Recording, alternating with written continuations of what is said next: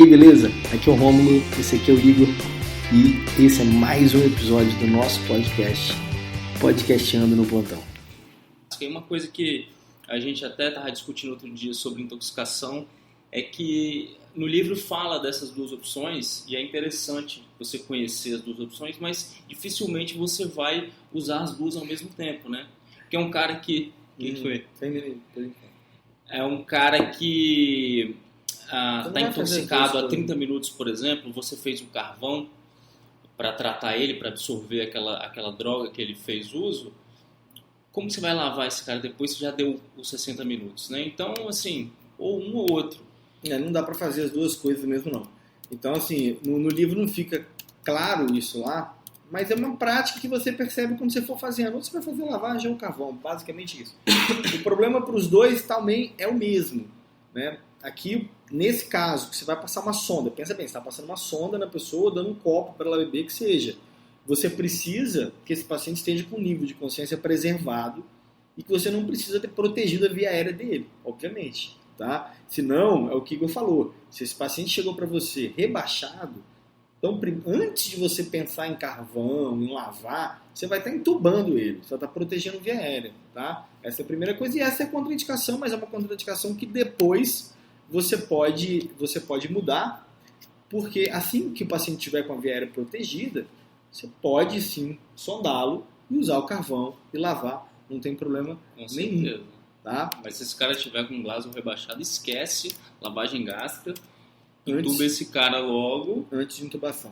Né? É isso aí. Dalila, você perguntou sobre gestação. Basicamente, o que vai mudar aí é acertar. Legal, obrigado, desculpa, não consigo prestar atenção. Dalila, é o seguinte, para gestante não vai fazer muita diferença em relação ao tipo de medicação que eu estou usando, ou sei lá, ou usando a sonda, ou usando o carvão. Na verdade, aí é parte das consequências, realmente, porque eu estou lidando com num estado fisiológico onde eu vou ter algumas coisas que estão diferentes. Por exemplo, hipercoagulabilidade, por exemplo. Se eu estou pensando num carbamato ou no antagonista da vitamina K, frente a uma mulher, frente a uma gestante, na verdade, vai ser diferente. Então, mas assim, em relação específica, assim, se você souber de alguma coisa que você já é o mais top de BH. Você já é o mais top de BH. Agora, você dá esse feedback, mas a princípio eu acredito que não, a não ser que seja alguma droga específica, mas que possa ter um efeito direto, obviamente, na gestação. Mas aqui, isso que é o legal da intoxicação e da prática. No final das contas, pouco está mudando. A não ser que você tenha um antídoto. Se você não tem antídoto, não tem jeito. Isso aí. Tratar a complicação e esperar. Como eu te falei, só tem duas formas de você resolver. É absorvendo, diminuindo ou não. Se você não pôde fazer isso, o corpo vai ter que se livrar daquilo. Você vai ter que estabilizar esse paciente. Suporte. Então, claro, se eu estou com uma paciente que é gestante, obviamente, meu suporte vai mudar muito. Eu estou com um status fisiológico totalmente diferenciado. Mas basicamente você vai ter que garantir via aérea, você vai ter que monitorizar oximetria. Basicamente é igual para um paciente. Mas assim, o que eu queria te falar é o seguinte: grávida não é para estar no carnaval bebendo. Tem isso também. Grávida não vai estar no carnaval bebendo. Nem tomando remédio errado. Exatamente. Grávida é para estar... Pode até estar no carnaval, mas não bebendo, né? Teoria não.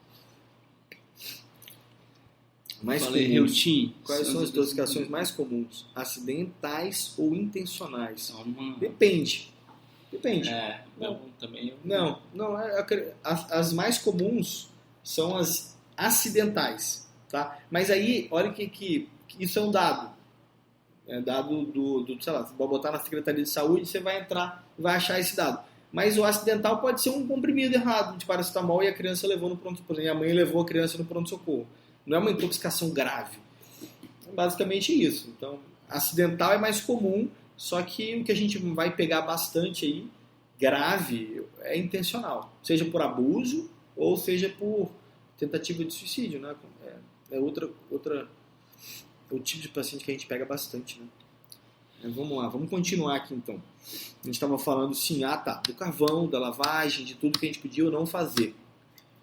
Agora, se eu não puder fazer isso, passou, vamos dizer, 4 horas, chegou para você lá A paciente 4 horas depois de ter acontecido o episódio de intoxicação. E aí? Carvão já era, lavagem já era. O que você vai fazer? O que a gente até falou com o Newton agora. Vai depender muito de como tiver esse paciente, né? Se você classificou ele, lembra lá da classificação, né? Lembra daquela ordem que a gente mandou você gravar. Reconhece, identifica, se possível, comunica o tóxico e faz uma classificação de risco.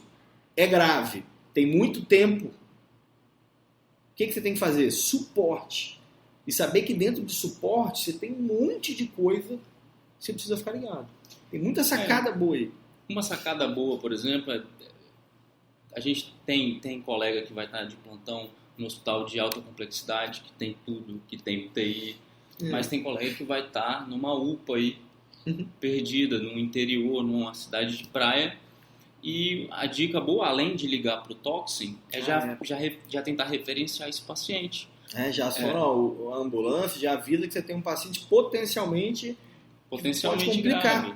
É claro, não, você não vai largar o paciente lá, mas assim que você estabilizar esse paciente... Você vai com ele, inclusive, na ambulância. Exatamente, mas é importante você, toda a UPA pequena tem um hospital de referência maior. Então, já entrar em contato com esse hospital de referência para já ir preparando esse paciente, um paciente que possivelmente vai ser transferido. Às vezes ele estava levando para outro lugar, já tinha um paciente na frente, mas esse é um caso legal para você deixar a equipe de referência preparada.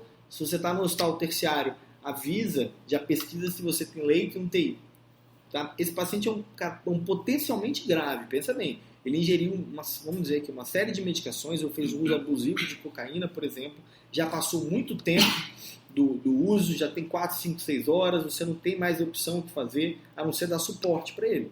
Tá? E tratar as complicações que são várias. Né? Alguém, quem está assistindo aí sugere alguma complicação aí que tenho certeza que vocês podem imaginar. Álcool, cocaína, ou seja, mesmo por antidepressivo, beta-bloqueadores, digoxina, isso aí não, opioide, tem um monte. E as complicações também são diversas, né? Só antes da gente falar das complicações, Catarine, o IFA, essa mensagem é para mim, porque eu estudei no IFA. Você está fazendo 10º período. São os carbamatos. Valeu, Catarina, um abraço. Manda uma mensagem pra gente depois. Exatamente. Pra gente trocar uma ideia. Nesse caso, a gente está falando aqui de uma síndrome braquicárdica, que é muito comum ali no veneno de rato, organos fosforados. Você tem que lembrar, por exemplo, da atropina. E a atropina é uma droga que você vai ter medo de usar. Se você está aí no 5º, 6º ano, você já ouviu falar da atropina, obviamente, você já viu ela prescrita, às vezes já até prescreveu. Mas na prática não é assim, velho. Ninguém prescreve atropina como se fosse dipirona. É isso aí. No livro você já leu, você sabe que tem que fazer, você pode fazer a cada 5 minutos e tudo mais, mas na vida real, na prática mesmo, você provavelmente vai ficar com medo de fazer porque você nunca viu como que o paciente reage. Então, isso pode te dar uma certa insegurança, mas não tenha, faça. Síndrome braquicárdica grave. Né? Falando de bradicardia, mas o paciente também pode fazer um ataque à arritmia. Então, assim, a maneira como o paciente vai complicar, as complicações que esse paciente pode ter, você só consegue identificar se você monitorizar esse paciente, se você buscar identificar as possíveis complicações deles, dando suporte. Só existe essa maneira de você conseguir identificar essas possíveis complicações. Outra sacada aqui, lembra daquele paciente com cocaína? Ou até mesmo anfetamina. Metanfetamina é uma coisa que é relativamente comum, tá? Tem ficado cada vez mais comum, inclusive. Lembra disso. Esse tipo de paciente hiperadrenérgico, ele pode fazer uma emergência hipertensiva ou várias taquiarritmias. Solução aqui é o seguinte, pensa sempre assim. A causa você não tem como mais tratar, tá? É diferente você ter um paciente que tem alguma alteração em qualquer cardíaca, que você vai lá tratar a causa base e ele melhora a arritmia. Nesse caso não dá para você tratar essa causa base, tá? Ele já tomou o remédio, ele está absorvendo, você precisa esperar aquilo depurar. Então, se eu estou frente a um ataque à arritmia ou uma emergência hipertensiva por uma síndrome adrenérgica por cocaína, por exemplo, ou anfetamina, o que eu tenho que tratar aqui é a pressão, ponto.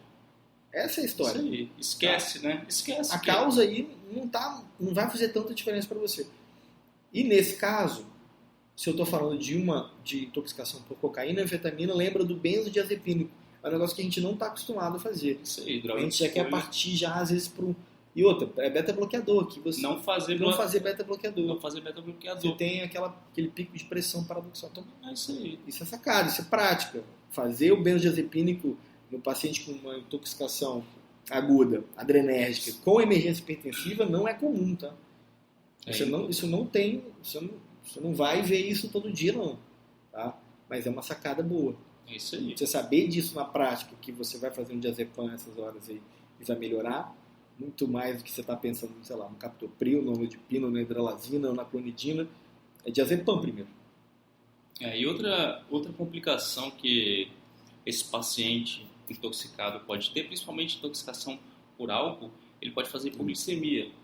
Então, você ali, às vezes parece que é bobagem também, e muita gente esquece na hora de avaliar um paciente grave, é você fazer uma glicemia de jejum, não, fazer uma glicemia capilar ali daquele paciente no leito, porque se você identificar o paciente com hipoglicemia, você consegue corrigir facilmente. Você consegue corrigir. E os sintomas são terríveis, tá? E se você não identifica, não faz a glicemia capilar, ele pode fazer inúmeros sintomas que pode até te deixar perdido, que pode te confundir no meio dessa intoxicação.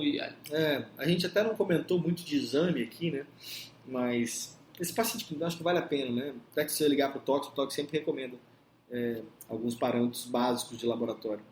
E cadê você, nos Henrique quadros César? de intoxicação você vai fazer isso, você vai seguir um screening aí de exames laboratoriais. Um deles é glicemia capilar, óbvio.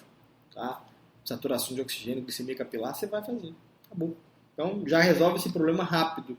Se você reconhecer uma hipoglicemia, já resolve, não deixa aquilo progredir. Né? Abaixo de 60 e 70, que é a prática, ele já começa a tratar. É isso já aí. tá bem. E dá pra gente falar também de uma outra complicação desse tipo de paciente. Eu vou contar uma história. Não sei se é a mesma que fala aí, vai. falar. Que eu olhei aqui. Convulsão. Esse paciente pode convulsionar. E aí tem gente que também entra em desespero, né? Porque não está acostumado. Convulsão também não é tão o dia a dia do plantão. Não, eu lembro, eu tenho uma história para falar disso. Eu lembro um plantão em São Paulo, em Santa Helena, que era um hospital lá particular, mas era um plano, um convênio bem regular. E nesse dia chegou uma paciente jovem, devia ter uns 20, 30 anos, com uma história que tinha tomado um monte de remédio. E tinha muito tempo, também tinha umas 3 horas mais ou menos. Eu lembro que na hora a primeira coisa que eu fiz, acho que foi ligar pro Tox, pra falar a verdade. Acho que eu nem conversei muito com ela. Eu falei, espera aí. E já fui ligar pro Tox, porque ela tinha o tal comprimido, né? E aí ele me falou algumas coisas e eu lembro dele ter falado assim, olha, ela pode convulsionar e tal. Eu falei, bom, ela tá relativamente bem, eu vou deixar ela lá atrás, na medicação. E eu nunca tinha manejado uma síndrome convulsiva sozinho. E esse dia eu tava sozinho, porque tinha um tal revezamento lá. Ficou com medo? Rapaz, eu fiquei com medo quando ela convulsionou. E ela convulsionou muito, não muito, porque é muito ou pouco. Mas ela convulsionou real, ela estava sentada na medicação e começou a convulsionar. Eu não tinha me preparado para aquilo. Na hora eu pensei no diazepam, mas sabe qual foi o que mais me deu medo na hora, cara? E eu acho que eu quero trazer por causa disso. Porque eu não sabia se eu fazia IM ou EV. E a paciente estava no meio da convulsão. E aí, é EV? Eu tenho que parar, pegar uma veia? Se fosse Henrique César, que é o rei da convulsão, ele ia conseguir manejar bem. Mas assim, aí, não tem problema. Não, na verdade, o que eu fiz, né? O enfermeiro falou. IM, doutor. E eu... Enfermeiro que fez. Eu falei, sim, faz IM. É isso aí. Pra você ver como é que faz toda a diferença. ajuda é bem-vinda, né? Na hora do desespero. O que adianta? O que adianta você tá aí decorando o diazepam e a dose, se na hora da prática você vai criar esse mito que você não pode fazer? Basicamente isso, né? Essa é uma situação real. É isso aí.